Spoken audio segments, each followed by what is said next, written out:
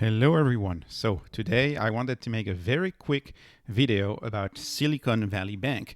Not to talk about the stock as an investment, but to talk about what is happening in the mortgage-backed securities market and why some banks are going to be hurting if the Fed keeps on raising rates and keeps on ignoring the fact that when you raise rates, a majority of the securities that are held by a lot of big banks are losing value, and these securities are leveraged. They are leveraged quite a bit, and so it doesn't take much of a rise in interest rate for a lot of companies to go bankrupt on paper, which is why I believe the Fed will pivot. They have no choice. They will pivot. What is happening to Silicon Valley Bank today is, it's very problematic, but SVB is not a household name. As soon as they start hitting household names, I really believe they will pivot. So what happened at Silicon Valley Bank? Well, they are essentially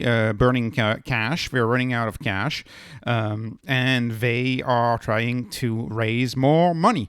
And they actually, because they're burned out of cash, because the venture capital money and a lot of their clients have kind of dried up the business, right? There's very little business going on with a lot of their clients. They need cash, and it's problematic because a lot of their investments on their balance sheet are in mortgage-backed securities, and these have lost a lot of money. And so what they did, for example, recently is they sold $21 billion of a security portfolio, and they took an after-tax loss of $1.8 billion on these securities. And today, because the losses are growing, because the losses are mounting faster, right, they've announced a major capital raise in order to bolster the cash on the balance sheet.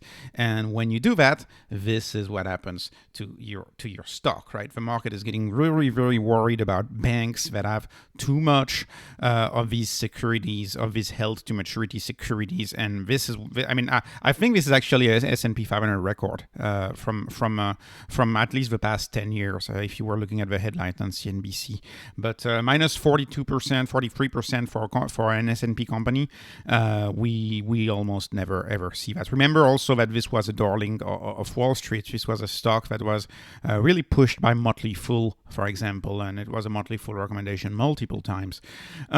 Okay, so what about some of the terms, right? Well, to understand what's going on is we have to go to the 10K and look at the 10K. So I just want to focus on three items on the 10K. When you read these bank 10Ks, it's important to look at the glossary, right? And there's three keywords. You have held to maturity, you have commercial backed securities, and collateralized mortgage obligations. So this is, or CDOs, right? So this is the one of the classic ways that banks invest, right? Banks leverage up and they buy these assets because these assets are, kind of stable, yielding assets, right? And when you look at a company, the balance sheet of a company like Silicon Valley Bank, you can see that they have $124 billion in fixed income investment securities. So that is very, very high. And when you go into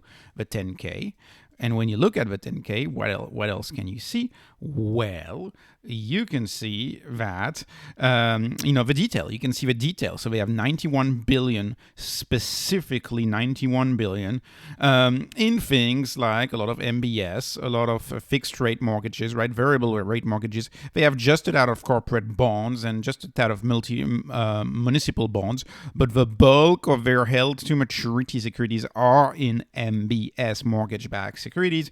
They invest heavily in mortgages. They leverage up to invest in mortgages.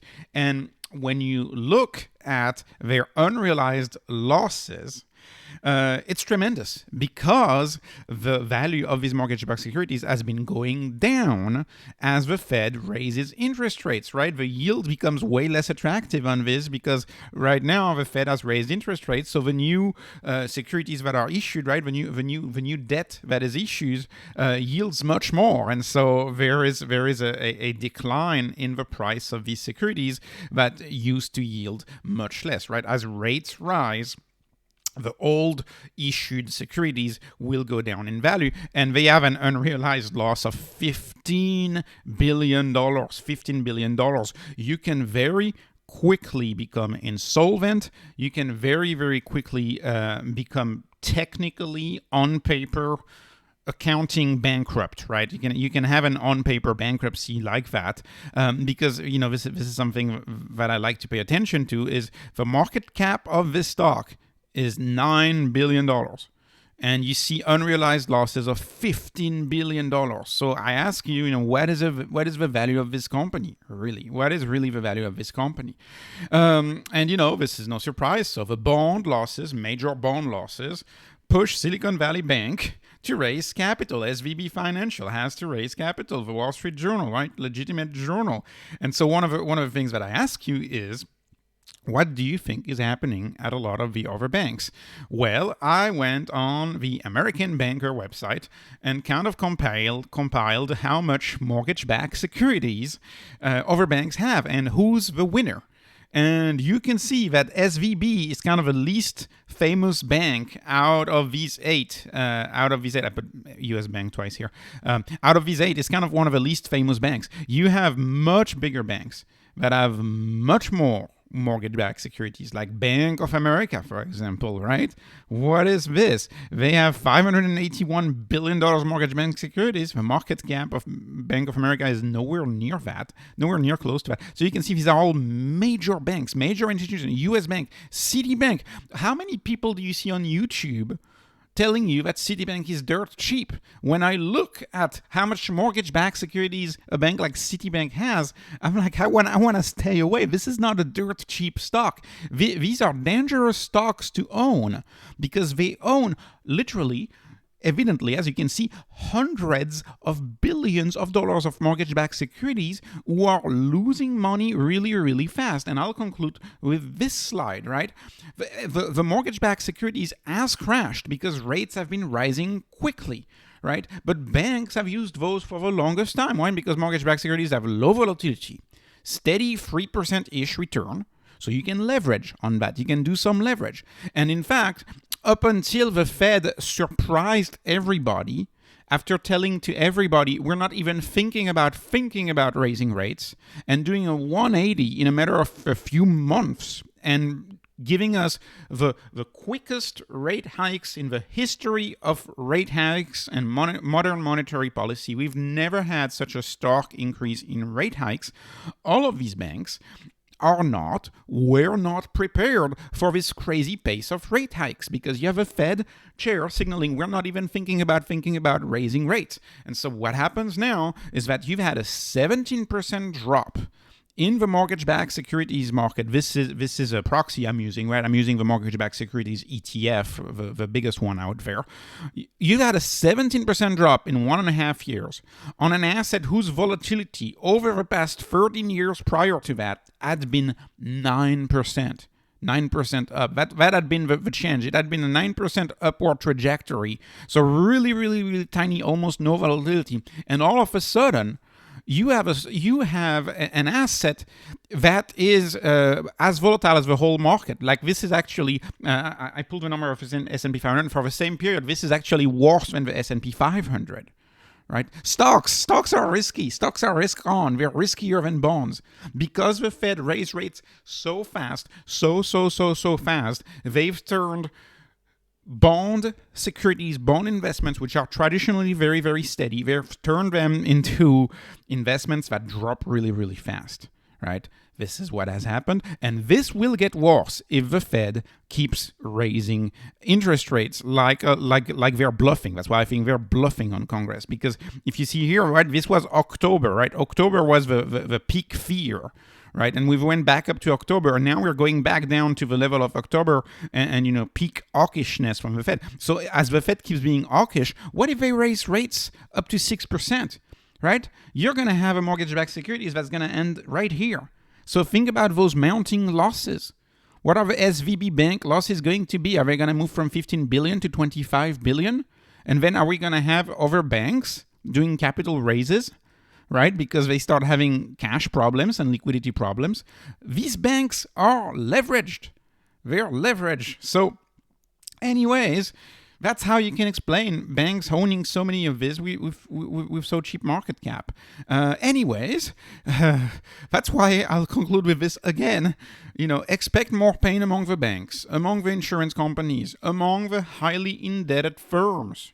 Firm like AT&T is a firm I picked on the other day, right? If the Fed keeps raising rates, those companies that have a lot of these securities on the balance sheets, these bond-based securities, those companies are really, really, really going to get hurt if they keep raising rates. I do not believe they will keep doing this. I do not believe, because there is no willingness in the market to see major bankruptcies from major banks. There is just no willingness. So I believe they will pivot, right? But I'll conclude with this. I feel safe with my no debt, cash flow positive, high revenue growth stocks, like most of those that I cover on the channel. In fact, many of the stocks I cover on the channel have up to 50% of their market cap in cash. These stocks have already dropped so fast because they're out of a benchmark, because they were the easiest thing to sell, right? I feel safe. I feel much safer. If I were owning the whole market right now, I would feel less safe, But I feel like the Fed is bluffing. To me, the Fed is bluffing. To me, the Fed will pivot. As soon as we start to see more household names get into these issues, I believe the Fed will pivot, right? Kind of started with, FTX, right? Nobody cares. It's crypto. Then we had Silvergate yesterday. Okay, Silvergate, it's crypto, but it's also an actual bank. So we start caring a little more about an actual bank. And today we have Silicon Valley Bank, which is an innovation and biotech bank catering to a lot of VCs and a lot of venture funding and a lot of innovative firms. So is it gonna flow down to household names when we go forward, right? Is it gonna flow down to a company like a Wells Fargo, for example? Anyways, that is why I believe the Fed will pivot. This was my video from yesterday. If you're interested in this, you can watch it. My video from yesterday where I talk a little bit why I believe the Fed will pivot. And by the way, I'll conclude again with this. Lots of conclusions today. The idea that SVB sold mortgages, and they sold so much so fast, and they took a $1.5 billion loss. That reminds me of margin call. Be like, okay, the Fed's not bluffing. We're going to raise rates. Let's sell first. That's what what it reminds me. So anyways, this is not investment advice. This is just entertainment. Thank you for watching. Please like and please subscribe. I appreciate every one of you. Thank you so much. Have a great day.